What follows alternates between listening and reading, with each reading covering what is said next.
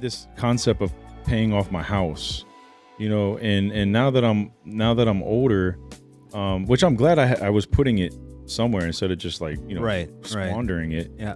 But now that I'm older, like, I would have just like really just invested that money in the stock market, and I would have kept plugging it. Okay. And plugging it instead of like that, all that extra money that I was putting toward the house, I would have just kept putting it in the stock market, man. And then when I would have received some gains, you know what I'm saying, I would have, took out a little bit and then made maybe an extra payment or something like that. Sure. With that, Do you think the rate of return in the stock market would have been higher than the rate of return on your home? Yeah, absolutely. Okay. Absolutely, man. Or if I would have had an idea for a business or something like that, I would have focused more on that business than paying off a home. Sure. But either way, man, like I think it's if that's your goal is to pay off your home, man, it's you can't go wrong with that either. Oh, it's a solid investment. I mean, real estate is a good investment. Overall, I'm sure the value of your home when you sold it was way higher than your purchase price. Yeah, man, it's like, what was it? It like tripled. Yeah. It tripled, man. So I just went ahead and said, all right, man, I think I'm good with that. So you tripled your value. Yeah, tripled my money. It's difficult to do in the stock market. Yeah. I mean, you're lucky in the stock market if you get a 10% return on investment annually, Absolutely. So I don't know how long you were in that home, but tripling your value is a significant return on your investment, dude. So I mean that's awesome. Yeah, and in the meantime I was like paying it off, so like all that money that I made came back to me. Yeah. So it was almost like a savings account to some degree. Savings account that with like 150%, or 300% maybe return on investment. That's crazy. Like most savings account, what do you get these days? Like 0.5% or maybe less. That's a good point. yeah. That's a really good savings account, dude.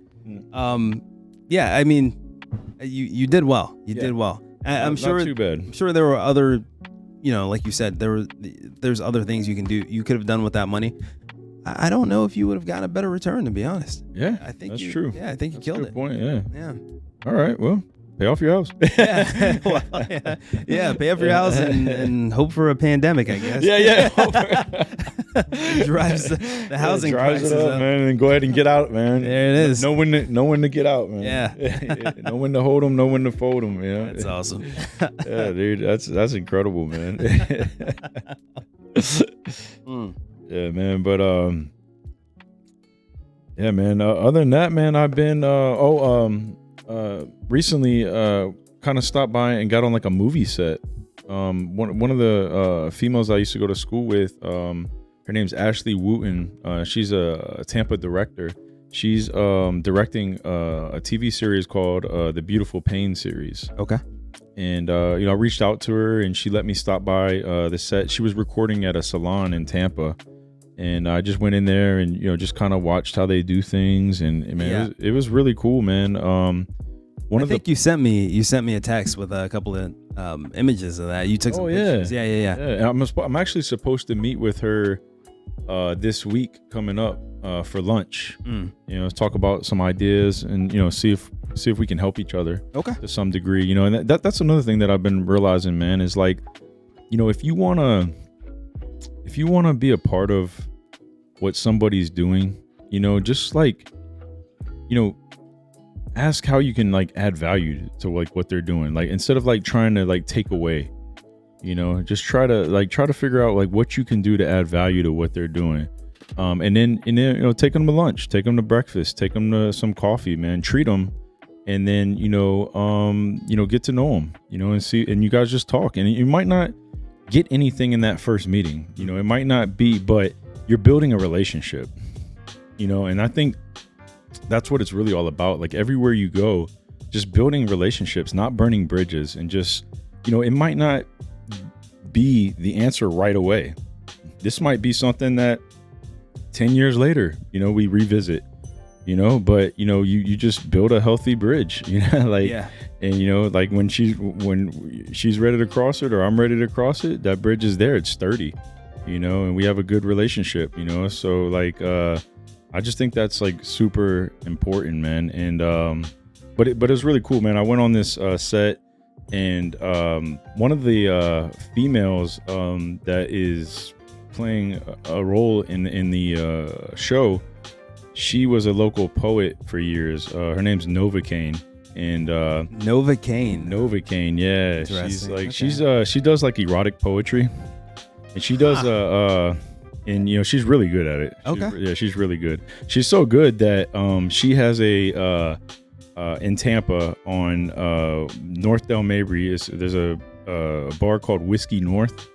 I've been there. Yes. I've been there. Yeah. Oh, you've been there. Yeah, okay. years ago, maybe like Jesus, probably like 7 years ago, 6-7 years ago. Yeah, it's been a long time. Okay. So she has a erotic poetry night called Smoking Words. Smoking Words. Okay. And so I've been to it a couple times, man. It's a little wild. You know, people. I might have to check this out. Some crazy stuff, man. Okay. But you know, that's what she was known for. And she has, she runs it and she does very well with it. But now she's like, she's stepping into all these other things, and like acting is one of them. And she, when I was on set, man, she was phenomenal. Okay. Yeah, she did a great. She has such a huge personality, but I think that comes also from performing in hosting these events. Like she's on the microphone all the time, so Novocaine is obviously not her birth name. No, I don't even know her real name. Yeah, her government. Gotcha. But and I actually think on the set, like she goes by when you see who's playing her part or whatever, it's Nova. Nova. Okay, Yeah, so that Nova. All right, so she's got like a legit Hollywood stage name. Yeah, for real, dude. Okay. Like, isn't that kind of cool how that works out? That's awesome. It's just like cool to see this stuff like unfolding, like before your eyes. Like, because I seen her like, 10 years ago, performing at a spot in Ybor, and I was like, man, dude, and she was fire, man. She was like really sexy and all that jazz as well, man. And I was like, man, dude, like. But yeah, now to see where she's like, where she's going, and and seeing her growth, very cool. And and even Ashley Wooten, man, to see her, producing, and following her dreams, man. I think this is either the second or third TV series that she's producing. One of her, I forget the name of her last TV series, but she's gonna, it's gonna get bought up by Netflix or something, man. Nice. I believe, man, because it's good. Yeah, it's good. It's well written. She writes and she produces. Okay. Dude. Maybe we could get her on here. Maybe, bro. Like, dude, maybe I'll talk to her about that when we go to the meeting. That would be really dope. Dude, please do. And I got a buddy who he's written a couple of screenplays, and they're actually really good. And he hasn't done the presentation, but he's got a representative who presented those screenplays to Netflix, Amazon, and they're interested. So, and I think he wants to be on the podcast at some point too. Bro, He and I went to college together. He's a professional musician. He's taught music at like the collegiate level. He's solid. I think he taught at Yale. He's a really good dude. And he's gonna be on the podcast at some point, and hopefully he gets his screenplays greenlit into like a series on Netflix or Amazon. Yes. That would be fantastic. But that'd be what was it, incredible. Ashley Wooten? Hey, who knows? Maybe we could pair them up. Maybe we could. Maybe they can like bounce ideas off each other and like, Yo, you just like, that's another thing is like if you put people around the right people, and then you see if they can all work together. I mean, it might not be able to, but they might be able to. Yeah, and who then, knows? Just put people around the right people. There it is. I mean, that's important. Yeah. But yeah, man, it'd be nice to have Ashley on the show. I'm trying to think. There was something else I wanted to speak on about that. Okay. But yeah, it was a great day, man. Just being involved with that, seeing how they operate. It was fun. Nice. It was fun. And then if you hang around a set long enough, they're gonna give you a job. So she's like, I gotta find something to do with you, So I was like, all right, well, okay, whatever, let me know. So you're adding value to that point. Speaking of adding value, in relationships, what are your thoughts on that? I mean, so let's say you're a guy, or a girl, and you're vetting a significant other, a potential significant other, what are the things that you're looking for? So as a guy, what would you look for from someone of the opposite sex from a value add perspective to your life? I think when you talk about value, one of the most important things about value is valuing yourself. So I want to see that this woman values herself, but in turn I have to value myself. Sure. Man, there was this great at this men's group that I go to at Grace Family Church on Monday nights at off of State Road 54. This guy was speaking about a bottle of water. Okay. This is a great, this was really great, man. He's like, if you take a bottle of water and it's in a package of 40 with other 39 other bottles of water, he's like, it's not really worth much. It's worth what, I don't know, what is it, like 10 cents? I don't know. Yeah, it wasn't 12 cents. Yeah, something like that. Yeah. But he's like, if you take that bottle of water out of that package and, you sell it like on the street, you can sell it for $1, Then he's like, if you take it and you put it in the store, now that bottle of water is $2. Okay. He's like, then if you take it and you put it in a restaurant, now it's $3. We're terrible at math, by the way. Yeah. I mean, I'm just like, yeah. Oh, did I? we both did. It's horrible. Yeah. I'm a little embarrassed. But no, you're After fine. we just spoke on how good we are in math, how important math is. Yeah. But either way, and then he says, and then if you take and put that bottle of water in a hotel, now it's $5. Okay. If you put it on a plane, now it's $7. He's like, so what he's saying is, he's like, where you put yourself, really can determine your value. Yeah. So some people over here might not value you, man. If you're around the wrong crowd, and you're in the wrong atmosphere, you're gonna be that 10-cent value, and they're not gonna, and you could be a really valuable asset, and people are looking at you and not really valuing you. Like it could be your own family, it could be your own friends, the people that you're surrounding yourself with. Right. But if you get around the right people, they might value you differently. Okay. You know what I'm saying? So value is kind of relative. It's subjective. It is. Yeah. But it also takes valuing yourself. To be able to be, no one's going to value you if you don't value yourself. Sure. Because you really determine, how people value you. Yeah. All right. No, I got you.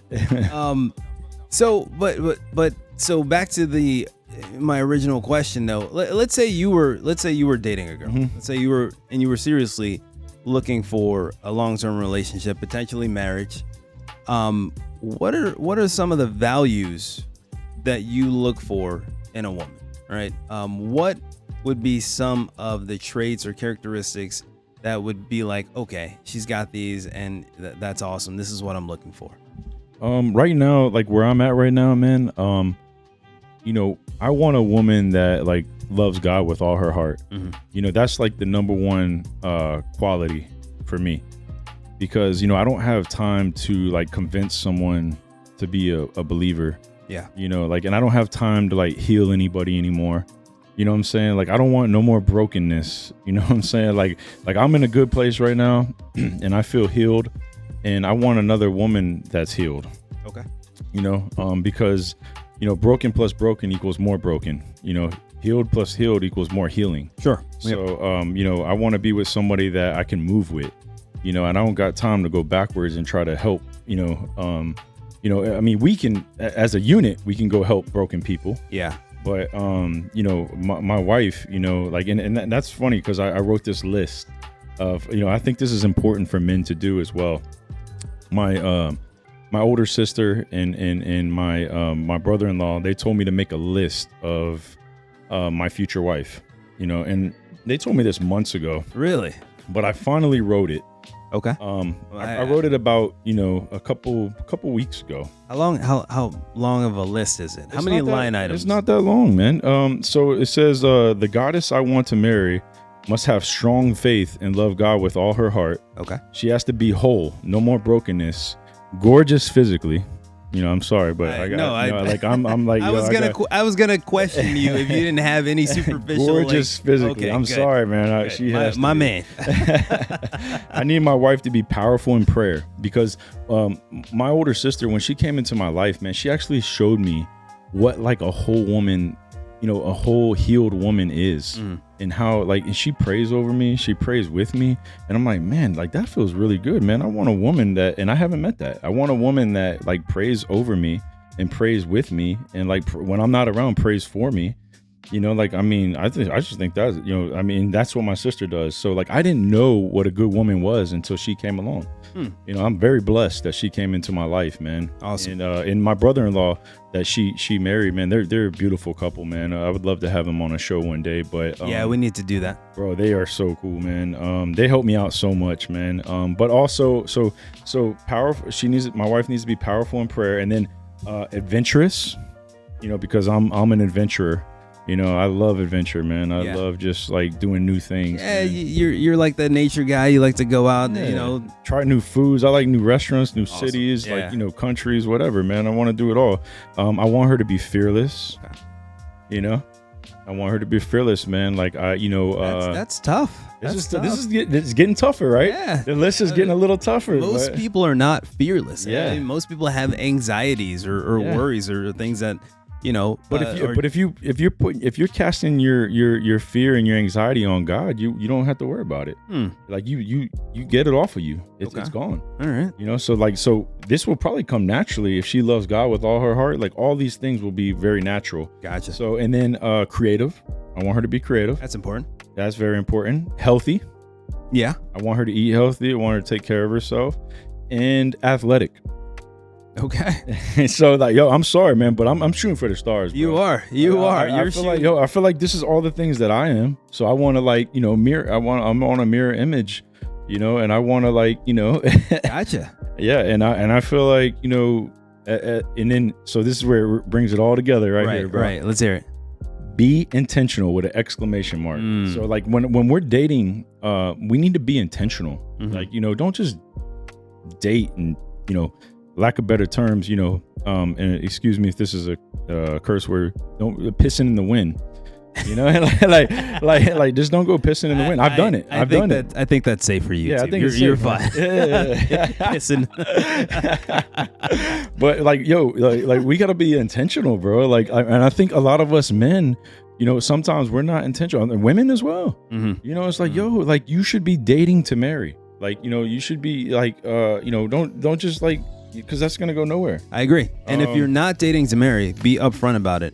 Yes, immediately. Absolutely. Right. Don't hide that. Give them the opportunity. Exactly. Hey guys, thanks for tuning in. You can catch all of our episodes on YouTube and Spotify at Better Gents Podcast, and follow us on Instagram, TikTok, and Twitter at Better Gents Pod. Thank you and take care.